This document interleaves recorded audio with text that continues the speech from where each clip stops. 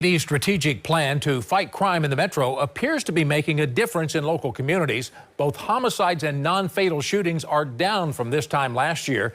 There have been 41 people killed so far in 2025. This time last year, 63 people had been killed. That's a nearly 35% decrease. And 93 people have been injured in shootings. During the same time period last year, 133 people were injured. That's nearly a 28% increase. Or decreased, rather. WLKY's Alexis Matthews talked with LMPD. She joins us now in the newsroom to explain this strategy that prioritizes neighborhoods needing improvement. Alexis?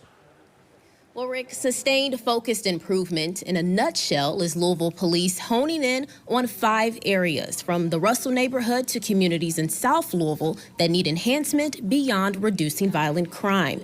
Now, this model believes reaching that goal requires a healthy environment. With the murder rate rivaling that of larger cities, Louisville Police is 6 months into their new plan of action to tackle the issue and reduce violent crime overall. In previous years, we didn't necessarily have a plan that was written on paper and put on paper, communicated to the community in the same way that it's communicated to our officers. Of the plan's 3 strategies to crime fighting, sustained focus improvement is already producing change. The evidence-based and data-driven model takes a whole health approach to crime reduction by fostering vibrant communities. It aims to meet basic needs in 5 specific problem areas, stretching from neighborhoods in West to South Louisville.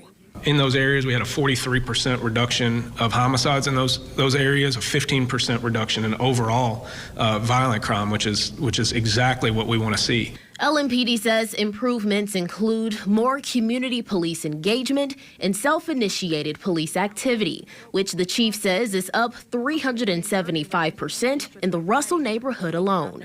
Repairing urban blight is also a priority. It's led to 90% of the 3,800 streetlights that were out in SFI areas being restored and 300,000 pounds of debris being removed. People who live in these areas, they don't want trash in their alleys. They don't want tree branches, clogging up their streets, and they want to live in an area that is nice, and they want to live in an area that they are proud of. Deputy Chief Emily McKinley, who is a veteran on LMPD's force, says the department plans to keep this momentum going. But community safety is a battle that cannot be won alone. We know that it takes not just the police department, it takes a group effort to do that, and that's exactly what this plan does.